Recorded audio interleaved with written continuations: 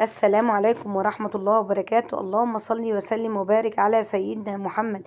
يا مساء الفل على عيونكم، ازيكم حبايب قلبي؟ عاملين ايه؟ يا رب دايما تكونوا بخير ان شاء الله. مع بعض النهاردة هنعمل ام علي. هنعملها بطريقة سهلة جدا، بتطلع معانا يا جماعة هايلة في اجواء الشتاء بقى والجو الساقع ده. عملنا حاجة كده تدفينا. تقدري تعمليها في طواجن او تعمليها في سيرفيس زي ما تحبي. في جميع الاحوال بتطلع معانا هايلة.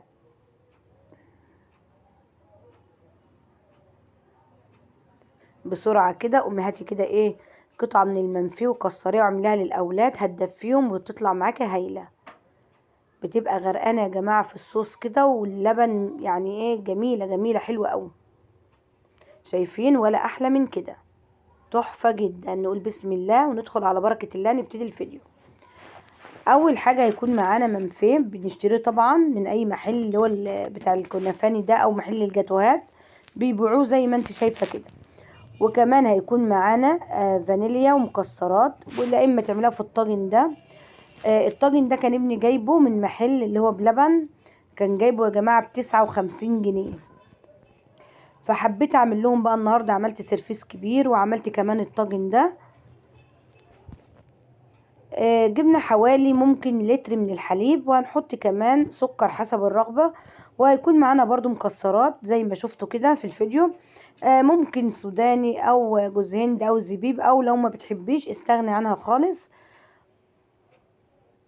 طبعا حاطين اللبن على النار بيغلي، وهيكون معانا المنفيه نبتدي نكسر فيه.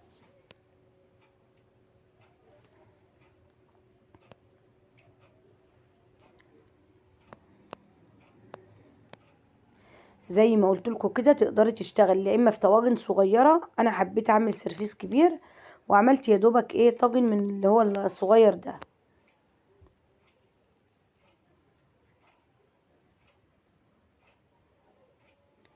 بنبتدي نكسره كده. هي ما بتاخدش معانا وقت خالص، طالما عندك المنفي موجود وشويه مكسرات كده. ولو يعني عندك لبن ولا حاجة بتبتدي ايه. وانا كمان اللبن ده ببقى غلياه وبيبرد خالص، باخد برضو الوش بتاع اللبن بتاعه وهحطه برضو على وش ام علي بتاعتنا. كل ده بيديها كده غناوة وطعامة في منتهى الجمال. كسرنا كده كل الكمية اهو اللي احنا عايزينها.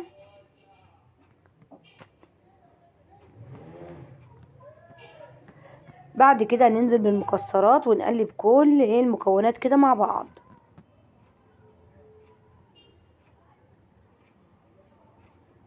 كده تمام. باخد بقى شوية كده بحطهم في الطاجن اللي هو الصغير.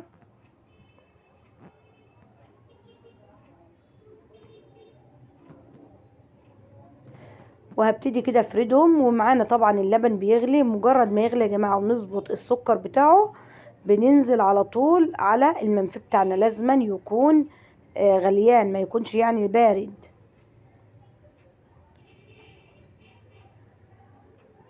هحط كمان كيس من الفانيليا على اللبن. وظبطت طبعا السكر وغلي معانا زي ما انتم شايفين البخار بتاعه طالع.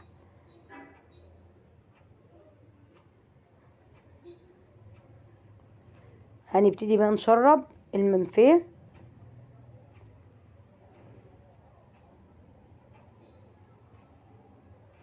وطبعا بقى لو عندك كريم جانتيه تقدري تعملي مثلا نص كوبايه كريم جانتيه عليها مثلا 60 جرام من السكر، عليها معلقة من البستري كده بنص كوباية مية، تضربيها كويس في العجان أو بالمضرب الكهربائي. أو ممكن كمان تضربيها في الخلاط، تكون اللبن ساقع جدا، لأن احنا في الوقت ده مش عايزينها، يعني ممكن ما تكونش متماسكة قوي وتحطيها. احنا مجرد عايزينها تعمل وش كده وتطعيمة برضو لأم علي. شايفين يا جماعة؟ غرقناها باللبن زي ما انتم شايفين كده.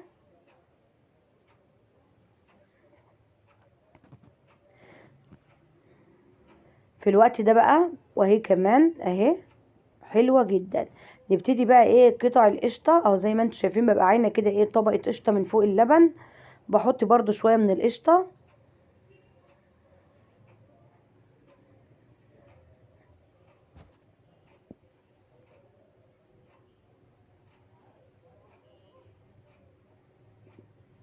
بنوزع قطع كده على وش ايه الطاجن بتاعنا.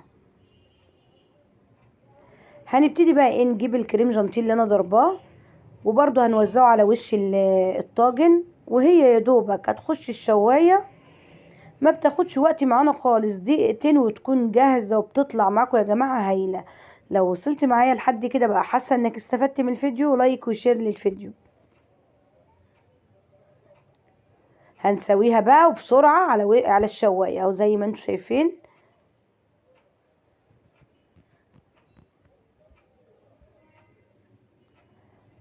معانا كده هتبقبق بسرعه، وهتلاقي الوش معانا بيحمر اهو. بكده خلصنا ام علي بتاعتنا، طالعه معانا يا جماعه والله ولا احلى من كده، وطعمها كمان كان هايل وغرقانه في اللبن.